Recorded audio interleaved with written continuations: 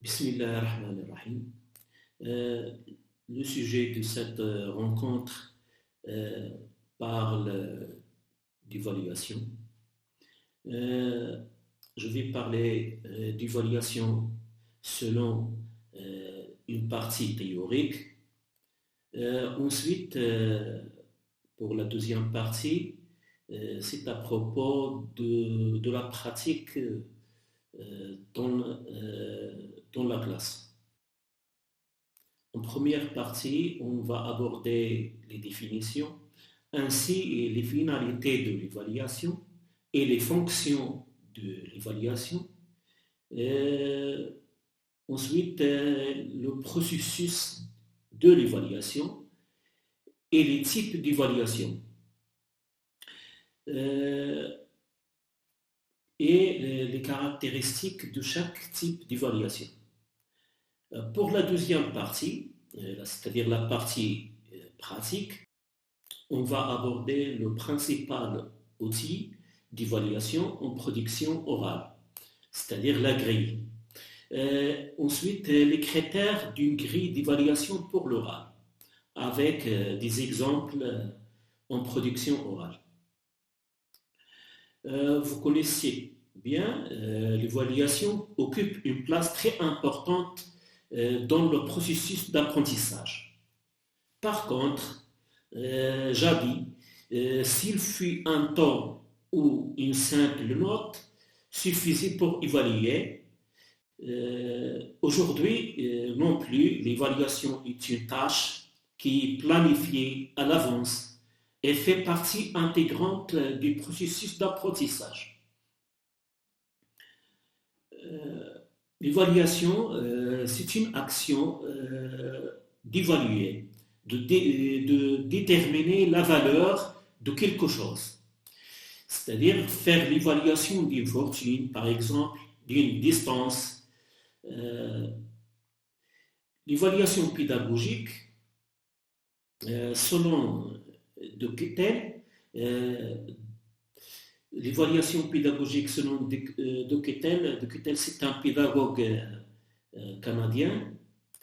L'évaluation pédagogique peut être définie comme le processus systématique visant à déterminer dans quelle mesure des objectifs éducatifs sont atteints par les apprenants. Ainsi, l'évaluation pédagogique, c'est recueillir un ensemble d'informations suffisamment pertinentes, valides et fiables, et examiner le degré d'adéquation entre cet ensemble d'informations et un ensemble de critères adéquats aux objectifs, c'est-à-dire aux objectifs fixés au départ de la leçon, ou ajustés en cours de la leçon, en vue de prendre une décision soit positive ou négative. Si on parle d'évaluation, on doit parler sur l'action de mesurer. Mesurer, c'est assigner un nombre à un objet ou un événement selon une règle logiquement acceptable. La mesure dans le domaine scolaire, la mesure consiste en toute activité qui vise à recueillir des résultats aux autres indices relatifs à des diverses performances aux opérations. Gérard Scalon l'a défini, c'est-à-dire défini la mesure comme opération descriptive qui consiste à associer des symboles, c'est-à-dire des lettres, des chiffres et des notes, à des objets ou à des événements ou à des personnes, selon des règles précises, de façon à marquer leur différence par rapport à une ou des caractéristiques données dans le cadre scolaire. Les indices produits par la mesure portent sur le rendement scolaire et le développement général des élèves. Plusieurs travaux et publications ont placé l'évaluation au centre de leur réflexion pédagogique. En effet, elle occupe une place de choix car elle permet d'atteindre un enseignement de qualité en portant sur les résultats, sur les méthodes, ainsi sur les enseignants et tous les facteurs qui interviennent dans le déroulement de l'action pédagogique. Il donne à l'enseignant le moyen de détecter les insuffisances, les difficultés et les mauvaises interprétations chez les élèves et chez les apprenants. Ainsi, il permet d'analyser les erreurs, de concevoir des remédiations individualisées et de comprendre et d'évaluer ces pratiques ainsi ces méthodes, c'est-à-dire les pratiques de classe et les méthodes que les enseignants exploitent. De réguler son enseignement aux besoins et aux intérêts des apprenants. Il permet à l'apprenant de se situer par rapport à ses apprentissages et à ses camarades et de se corriger, c'est-à-dire de s'auto-évaluer.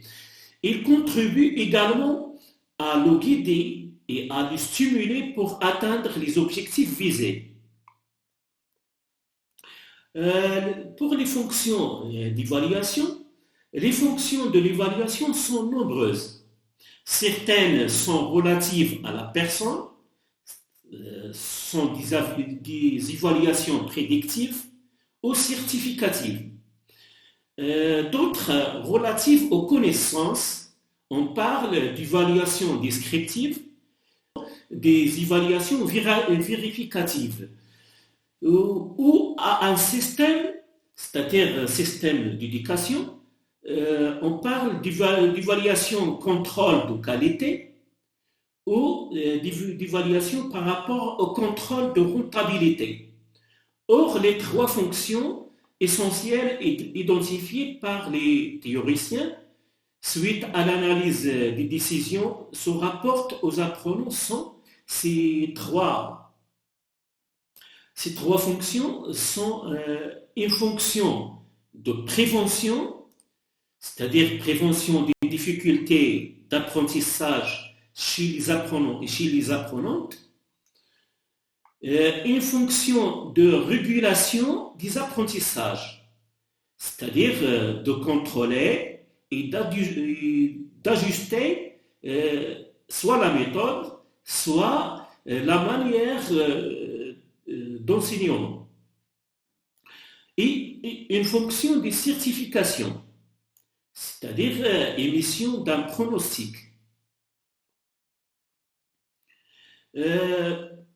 Il y a d'autres exemples de décisions à prendre après l'interprétation des résultats.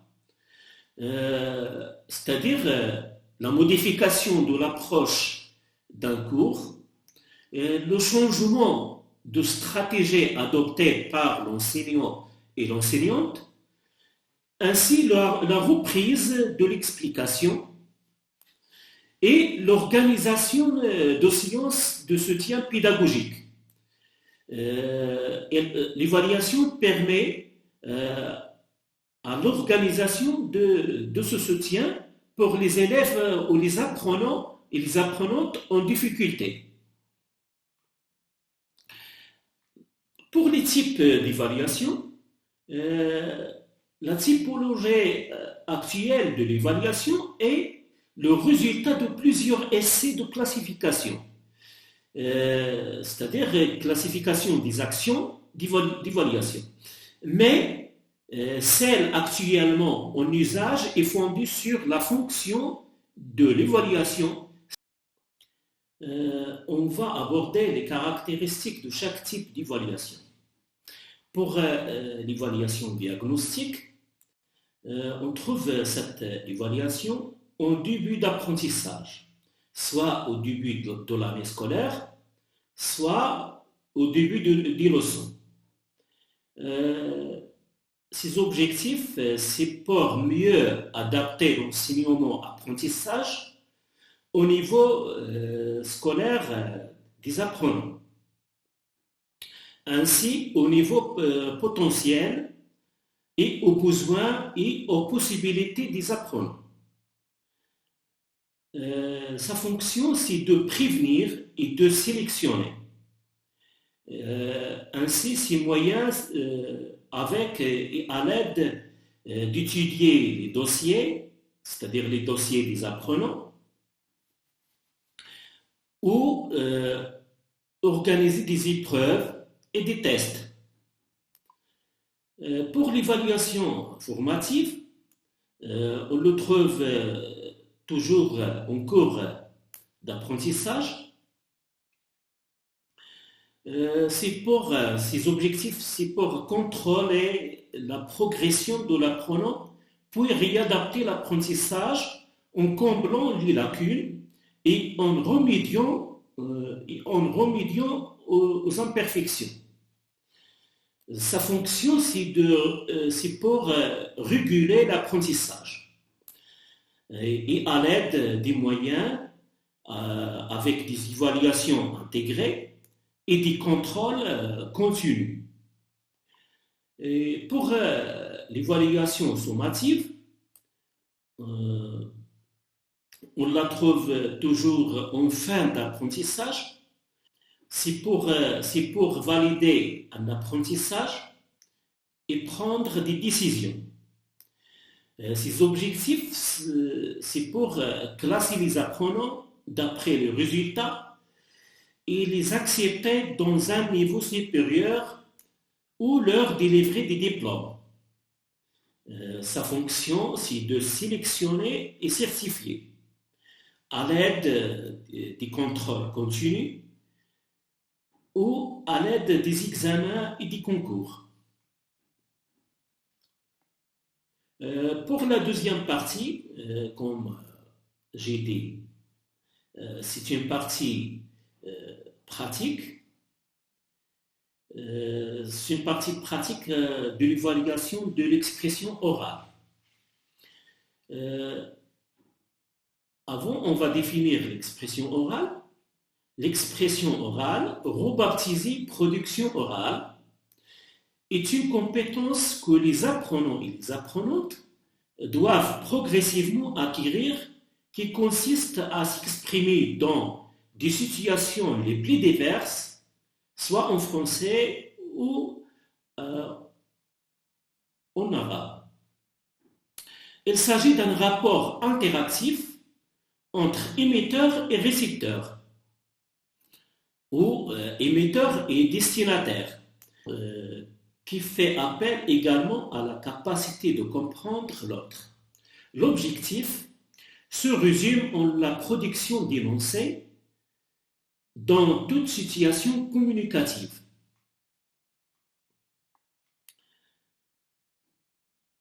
L'idée de la continuité de l'oral et l'écrit, ou l'idée d'un continuum oral-écrit apparaît dans la littérature, au prétexte qu'il est difficile de séparer chez l'individu, sauf arbitrairement, et pour bâtir des espaces scientifiques. La part due au langage oral et la part due au langage écrit. On trouve des chercheurs qui s'intéressent exclusivement à l'oral et d'autres exclusivement à l'écrit. Cela paraît absurde au plan pédagogique, c'est-à-dire au plan d'enseignement scolaire. Si on peut scientifiquement distinguer le domaine de l'oral et celui de l'écrit, on ne peut pas humainement séparer oral et écrit lorsqu'on parle aux élèves, on parle aux apprenants. Nous illustrons nos propres avec deux dispositifs qui misent sur ce continuum oral-écrit et écrit-oral, c'est-à-dire avec une situation donnée par un élève pour son premier écrit, il a écrit Il a écrit, moi je pense que oui, car nous descendons du singe, presque tous les animaux sont comme nous. Ils ont un nez, mais on ne dit pas forcément un nez pour un chien ou un cheval, une bouche et surtout un cœur. Ils respirent et aussi ils marchent. Ils font leurs besoins et puis ils ont des enfants tout comme nous. Après un oral réflexif avec l'ensemble de la classe, c'est-à-dire avec l'élève et les autres élèves, il a réécrit sa situation. Il a dit, oui, l'homme est un animal, car ils ont la même manière de vivre que nous. Ils mangent, ils boivent, ils dorment. Le physique n'est pas très utile quand on cherche si l'homme est un animal. Il faut regarder le moral et au niveau moral, l'homme est des fois un homme et des fois l'homme a un comportement d'animal. Et non car l'homme créé invente des machines parce que nous en avons peur que se débrouille tout seul. Alors vous voyez la différence entre la première situation d'écriture et la deuxième situation d'écriture, c'est-à-dire les deux productions d'écrit. Et n'oublions pas que la compréhension est supérieure à la production. Quel que soit l'âge, en ce qui concerne le langage, il faut les faire penser, c'est-à-dire faire penser les apprenants à leur niveau de compréhension du monde et à aider les apprenants et les apprenantes à l'écriture, c'est-à-dire aux techniques d'écriture.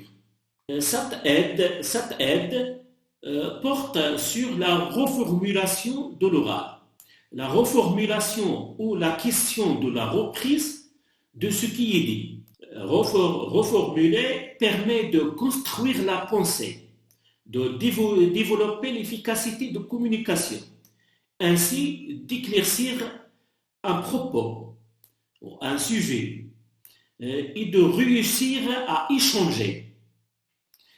Ainsi, elle permet à mémoriser les connaissances. Pour reformuler, on peut poser plusieurs questions. Par qui? C'est-à-dire par un élève animateur ou d'autres élèves, par un agent de liaison, par quelqu'un. Et ainsi, elle permet de vérifier, l'apprenant d'être un vérificateur de ce que le sujet a dit. Soit l'apprenant est un sujet, ou soit le professeur est le sujet. Ainsi, on peut poser la question pour qui? C'est-à-dire l'énoncé pour qui? C'est-à-dire pour le groupe de classe ou le groupe en débat, les intervenants. Et on doit faire une reconnaissance, c'est-à-dire des intervenants. Et on doit avoir des clarifications et des vérifications de ce sujet. Ainsi, on peut poser la question avec quand. Les avantages de cette question, c'est d'assimiler des argumentations par tous les élèves et dans un moment de pause dans le débat. On peut poser la question par quel défi à relever, c'est-à-dire on doit mémoriser les questions et d'écouter attentivement. C'est pour se concentrer ou de se recentrer sur la problématique.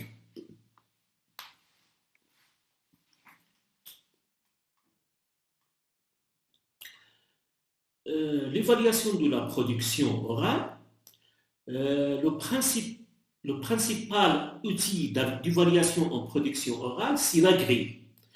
Le principal outil d'évaluation en production orale, c'est la grille. L'apprenant peut avoir à s'exprimer lors de diverses tâches, c'est-à-dire produire des répliques lors d'un jeu de rôle, soit un dialogue simulé ou non, présenter son point de vue sur un sujet, répondre à un interlocuteur, défendre son point de vue, argumenter ou réfuter, et ainsi à présenter des informations, soit des informations contenues dans un document ou dans un support, ou résumer un document sonore, soit ou un document audiovisuel ou textuel. Chaque exercice que vous proposez à l'oral a besoin d'une grille, c'est-à-dire une grille d'évaluation particulière, avec des critères qui lui sont adéquats. Nous vous proposerons des critères qui vous aideront à réaliser votre propre grille en fonction de la tâche demandée à l'oral. Parmi les critères d'une grille d'évaluation, on trouve le premier critère, c'est la compréhension de la consigne. Le deuxième, c'est le respect de la consigne. Le troisième critère, c'est la phonétique. Le troisième critère, c'est la syntaxe. Et le cinquième critère, c'est le lexique. Et le sixième, c'est la cohérence du discours ou la cohérence des idées. Par exemple, aussi, on donne des points pour chaque critère. On peut donner, par exemple, si on note l'ensemble sur 20, on donne par exemple 9 points pour la capacité à communiquer et 9 points à la compétence linguistique et 2 points à l'originalité de l'expression. Dans le domaine ou la partie de la capacité à communiquer, on peut aborder l'adaptation à la situation proposée et la clarté et la précision du contenu et la capacité à interagir avec l'interlocuteur et à relancer à l'échange. Et pour la compétence linguistique, on peut aborder 3 points. La compétence phonétique qui porte sur la prosodie et la fluidité, et la compétence grammaticale et la compétence lexicale. Pour conclure, ces quelques indications montrent suffisamment que la recherche pédagogique est en train de trouver les outils indispensables qui lui permettront de ne plus se limiter à l'évaluation traditionnelle, c'est-à-dire de prendre des notes, mais à explorer également le vaste domaine encore insuffisamment connu de l'évaluation, c'est-à-dire l'évaluation de processus d'apprentissage et ainsi des processus d'enseignement. Ou les processus de l'action didactique. Je vais vous donner quelques références pour votre recherche. On trouve un livre de Gérard Scalon. Il porte sur l'évaluation formative des apprentissages. Ainsi, un autre livre de Scalon, Perfectionnement en mesure et en évaluation, les concepts de base. Merci de votre attention et à la prochaine, Inch'Allah.